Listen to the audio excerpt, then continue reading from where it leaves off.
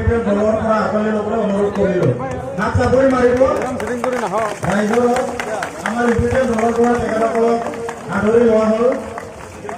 আমাৰ লাউডামগুৰি যিটো অঞ্চল সেই অঞ্চলত আজি আমাৰ ২০ নং মতনগুৰি সমষ্টিৰ যিটো পৰিষদীয় নিৰ্বাচন এই নিৰ্বাচনত আজি নিৰ্বাচনী প্ৰচাৰ সভাত আজি আমাৰ ইউপিপিএল দলৰ সভাপতিয়ে মুখ্য অতিথি হিচাপে অংশগ্ৰহণ কৰিছে আৰু ইয়াতে আজি বহুত লোকে ইয়াতে আজি আমাৰ ইউপিপিএল দলৰ প্ৰতি আস্থা ভৰসা আৰু বিশ্বাস দেখা পাই আজি আমাৰ ইউপিপিএল দলত যোগদান কৰিছে। কিছুমান বিপিএফৰ কৰ্মী আজি আমাৰ এই সভাত তেওঁলোকে যোগদান কৰিছে। তেওঁলোকক আমি আমাৰ ইউপিপিএল দলৰ পৰা আমি আন্তৰিক শুভেচ্ছা জনাইছোঁ। তেওঁলোকে আজি সঠিক সময়ত সঠিক সিদ্ধান্ত লৈছে, কাৰণ ৰাইজে এইবাৰ পৰিৱৰ্তন বিচাৰিছে আৰু ৰাইজে এইবাৰ ইউপিপিএল দলক আঁকোৱালি লৈছে। তাৰ যি উদাহৰণ আপোনালোকে নিশ্চয় প্ৰত্যক্ষ কৰি আছে। আজি এইবাৰ এইবেলি মানে এই মতনগুৰি সমষ্টি আমাৰ ইউপিপিএল দখললৈ অহাটো সম্পূৰ্ণৰূপে খাটাং বুলি আমি নিশ্চিত বুলি আমি ক'ব পাৰোঁ। আৰু যোৱাকালি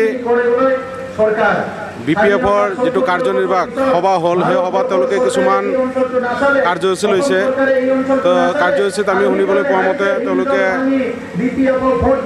আগ্ৰামা মহিলাৰ নেতাধীন দলটোৱে যিটো দলটোৰ ভেটি বৰ্তমান খহনীয়াৰ নিচিনা খহিবলৈ ধৰিছে। আজি বিপিএফ দলত খহনীয়া অব্যাহত হৈ আছে। আপোনালোকে প্ৰত্যেক দিন টিভি, ফেচবুক, ইউটিউব চেনেলত আপোনালোকে প্ৰত্যক্ষ কৰিবলৈ পাই আছে যে বিপিএফ দলৰ বহুত ডাঙৰ ডাঙৰ নেতা আজি অন্য ৰাজনৈতিক দলত যোগদান কৰি আছে, আজি ইউপিপিএলত যোগদান কৰি আছে। আজি বিপিএফ দলৰ যিটো মানে খহনীয়া এইটো অব্যাহত হৈ আছে। তেনে ক্ষেত্ৰত তেওঁলোকে যোৱাকালি যিটো কাৰ্যনিৰ্বাহক সভা অনুষ্ঠিত কৰিলে তাতে তেওঁলোকে কিছুমান কাৰ্যসূচী লোৱা বুলি আমি গম পালোঁ। তাৰে ভিতৰত আছে পদযাত্ৰা বুলি তেওঁলোকে লৈছে। তেওঁলোকে তাৰমানে এতিয়া আমি যি দেখা পালোঁ তেওঁলোকে বিপিএফ দলে এতিয়া তাৰমানে ইউপিপিএল দলৰ নীতি আৰু আদৰ্শ অনুকৰণ কৰিব লৈছে। কিন্তু আমি ইয়াক ধন্যবাদ জনাইছোঁ, যিহেতু তেখেতে দেৰিকৈ হ'লেও মানে আমাৰ ইউপিপিএল দলৰ নীতি আৰু আদৰ্শ অনুকৰণ কৰিব মানে ধৰিছে।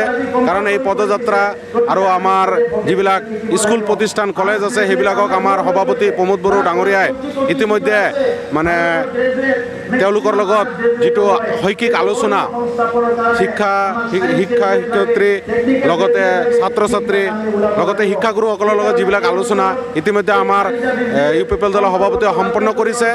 তো শিক্ষাৰ ক্ষেত্ৰত তেখেতে অধিক গুৰুত্ব দিছে, যুৱ সমাজক তেখেতে অধিক গুৰুত্ব দিছে।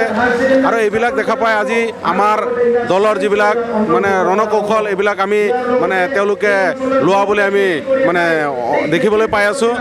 তো যিয়ে নহওক আমি এইবাৰ ইউপিপিএল দলে চৰকাৰ গঠন কৰাটো খাটাং আৰু এইবাৰ ৰাইজৰ দলে চৰকাৰ গঠন কৰিবলৈ গৈ আছে। ইউপিপিএল দল হ'ল ৰাইজৰ দল, সৰ্বসাধাৰণ ৰাইজৰ দল। ইউপিপিএল দলৰ প্ৰতি যি আস্থা যি ভৰসা ৰাইজৰ আছে তাক আমি শ্ৰদ্ধা কৰিছোঁ আৰু সেই শ্ৰদ্ধা আমি সেই সন্মান আমি ৰাখিম। আৰু আগন্তুক দিনত আমাৰ ইউপিপিএল দলে চৰকাৰ গঠন কৰাটো খাটাং। লগত চাওক বিজেপিয়ে বিটিচিত চৰকাৰ গঠন কৰিবলৈ লৈছে, এইটো আমিতো তেনেকৈ দেখিবলৈ পোৱা নাই। কাৰণ এইটো গণতান্ত্ৰিক দেশত সকলোৰে অধিকাৰ আছে, গণতন্ত্ৰ প্ৰক্ৰিয়াৰে ৰাজনৈতিক দলবিলাকৰ মানে ইলেকশ্যন খেলাটো এইটো গণতান্ত্ৰিক অধিকাৰ, ইয়াতে আমি কাকো বাধা দিব নোৱাৰোঁ। তো বিজেপিয়ে দল গঠন কৰিবলৈ লৈছে। ইতিমধ্যে আগ্ৰামা মহিলাৰ ডাঙৰীয়াই কৈছে যে তেখেতে 40টাৰ ভিতৰত 40টাতে তেওঁ জিকিব। যিহেতু তেওঁ 40টাত প্ৰাৰ্থিত্ব দিয়াই নাই তথাপিও তেওঁ তাৰমানে চৰকাৰ গঠন কৰিবলৈ লৈছে। তো যিয়ে নহওক আমি এইবিলাকৰ প্ৰতি আমি মানে চকু নিদিওঁ, কাৰণ ৰাইজে এইবাৰ পৰিৱৰ্তন বিচাৰিছে আৰু এইবাৰ BTADত আৰু আগন্তুক BTRত নিশ্চয় পৰিৱৰ্তন হ'ব। আৰু ইউপিপিএল দলে যে চৰকাৰ গঠন কৰিব এইটো একদম 100% খাটাং।